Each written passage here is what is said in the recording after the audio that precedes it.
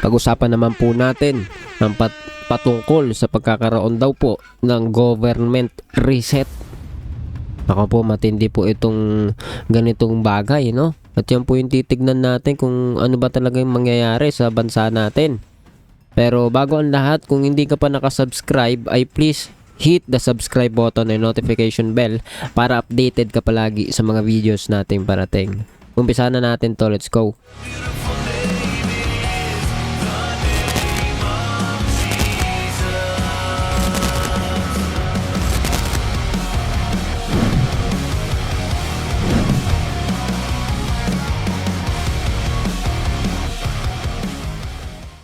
So ayun na nga mga tol.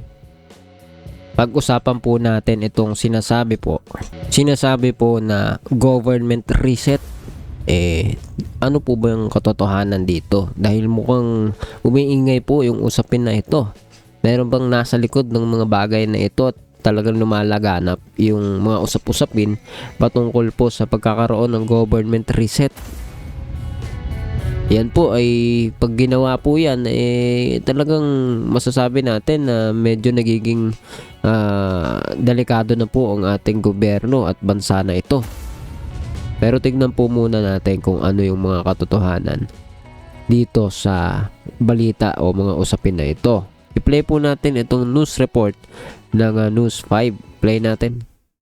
Lumutang ang pangalan ng negosyanteng si Ramon Ang na posible pumalit umano kay Pangulong Bongbong Marcos. Yan ay kung matutuloy ang government reset na sinusulong umano ng militar.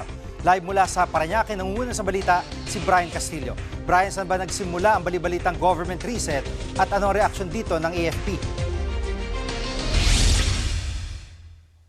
Gigi, naging matipid yung sagot ng AFP sa isyong ito. Ang sabi lang sa atin ni AFP Public Affairs Office Chief Colonel Cesar Trinidad ay hindi napapatulan ang walang basihang impormasyon. At noon pa man, Gigi, makailang ulit ng sinabi ng liderato ng AFP na mananatili silang tapat sa saligang batas.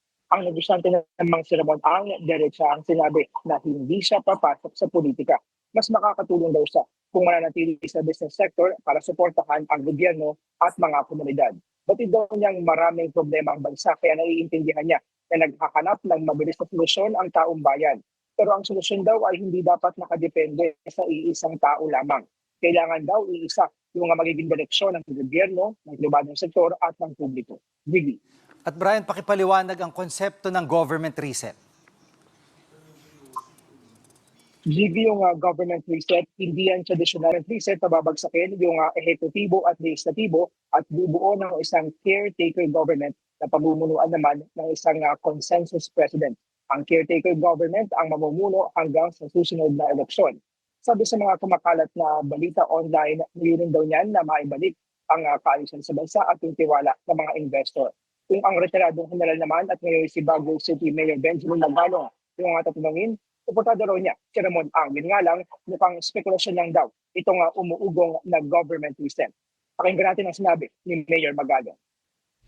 Mr. Ramon Ang is a well-established, di po ko mag-aalangan. Malaki ho ang kumpiyansa ng tao sa kanya considering his background. Pero ulitin ko, siguro mga yan, speculations lang ho yan. At sa ngayon, wala akong nakikitang paraan o kaya nakikitang aksyon ngayon na magkakaroon ho ng successful na destabilization. Gigi, para naman kaya Davao City First District Representative Paulo Duterte, nakakaalarma yung pagkakaroon ng isang caretaker president. Napagdib daw yan sa saligang batas. Kung mangyari man daw yan ay para raw tayong banana republic na pamumunuan lang kung sino man yung magiging highest bidder. Gigi. Brian, ano naman ang pahayag ng ilang mga business groups?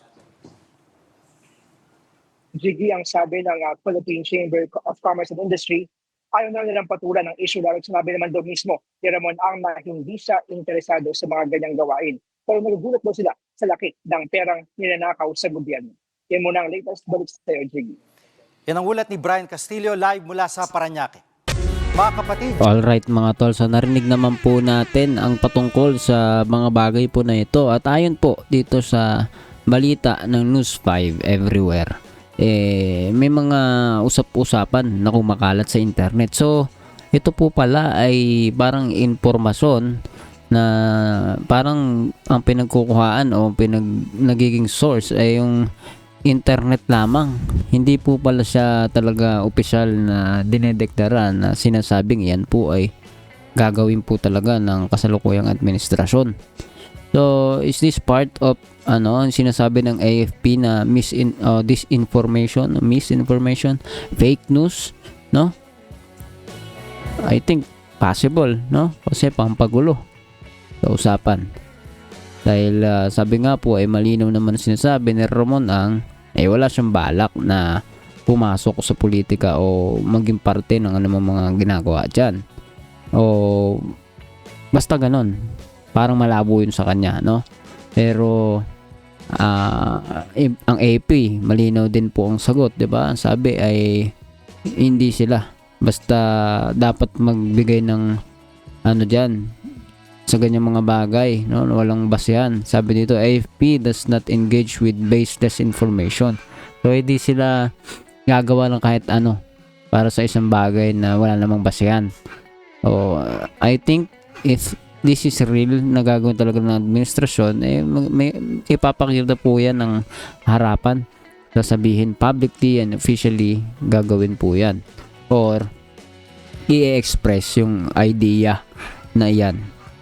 I mean, iniisip pa lang, pinaplano pa lang, meron na tayong maririnig officially. But for now, wala po akong nakita na balita or any information coming from the officials of the government or mismong Malacanang o presidential office, saan man dyan, AFP, wala po tayo talaga narinig.